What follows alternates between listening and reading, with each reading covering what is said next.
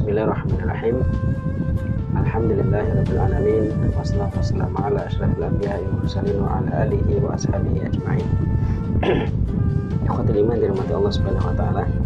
Ada beberapa amalan yang mana ketika kita lakukan kita akan mendapatkan jaminan oleh Allah Subhanahu wa taala mendapatkan rumahnya di surga. Amalan yang pertama adalah membangun masjid. Rasulullah Shallallahu Alaihi Wasallam dalam sebuah hadisnya mengatakan, man bana masjidan lillah kamafhasi qutatin aw asghara banallahu lahu baitan fil jannah. Barang siapa yang membangun masjid karena Allah Subhanahu wa taala, walau hanya selubang tempat burung bertelur atau lebih kecil dari itu, maka Allah akan bangunkan untuknya sebuah rumah di surga. Hadis ini merupakan hadis riwayat Ibnu Majah nomor 738. Al-Habib Abu Thahir mengatakan bahwa sanad hadis ini adalah sahih.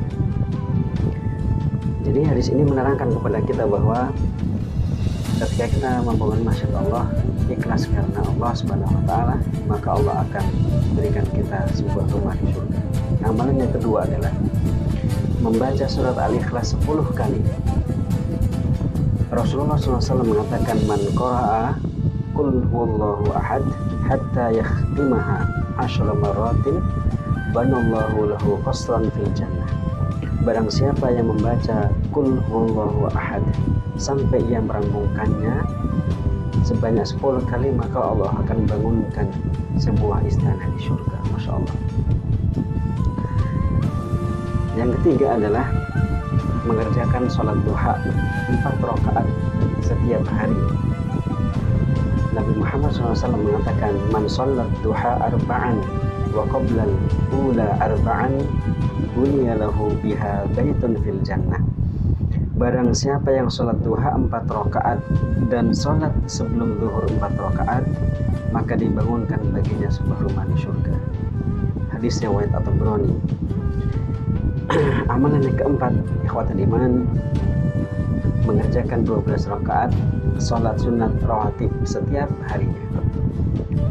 Nabi kita yang tercinta Nabi Muhammad SAW mengatakan, man sholla itnatai asyrata raka'atan fi yawmin wa laylatin bunya lahu bihinna baitun fil jannah. Barang siapa yang mengerjakan sholat sunnah dalam sehari semalam sebanyak 12 rakaat, maka karena sebab amalan tersebut ia akan dibangunkan sebuah rumah di surga. Hadis riwayat Muslim. Sehingga para ulama hadis mentafsirkan ayat ini adalah bahwa 12 rakaat sholat sunnah adalah sholat sunnah yang mengiringi sholat-sholat fardu atau yang dinamakan dengan sholat sunnah rawatib. Para ulama membagi beberapa sholat sunnah tersebut, diantaranya 4 rakaat sebelum zuhur, 2 rakaat setelah zuhur, 2 rakaat setelah maghrib, 2 rakaat setelah isya, dan 2 rakaat sebelum subuh. Amalan yang berikutnya adalah meninggalkan perdebatan, meninggalkan dusta, dan berakhlak mulia. Rasulullah SAW mengatakan bahwa aku akan menjamin seseorang akan dibangunkan sebuah rumah di pinggiran surga barang siapa yang meninggalkan perdebatan walaupun ia benar.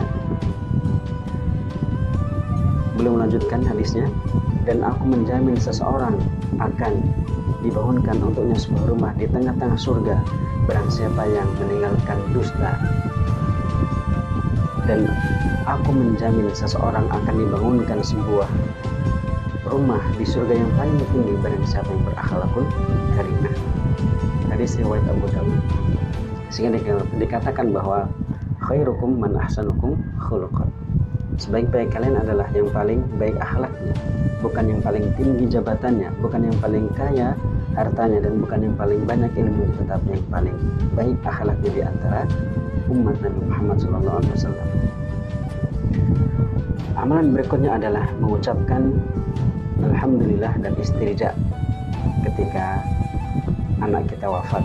Idza mata waladul abdi qala Allahu lil malaikati qabattum walada abdi fayaqulu na'am fayaqulu qabattum thamrata fuadihi fayaquluna na'am fayaqulu madza qala 'indi fayaqulun hamidaka wastarja fayaqul Allah ubnu li 'abdi baitan fil jannah wasammuhu baital hamdi. Apabila anak seorang hamba meninggal dunia, Allah berfirman kepada malaikatnya, kalian telah mencabut nyawa anak hambaku. Malaikat menjawab, benar. Allah mengatakan, kalian telah mencabut nyawa buah hatinya. Malaikat mengatakan, benar. Allah kemudian bertanya kembali, apa yang diucapkan oleh hambaku saat itu? Malaikat mengatakan, ia memujimu ya Allah dan mengucapkan istirja, inna lillahi wa inna ilaihi raji'un.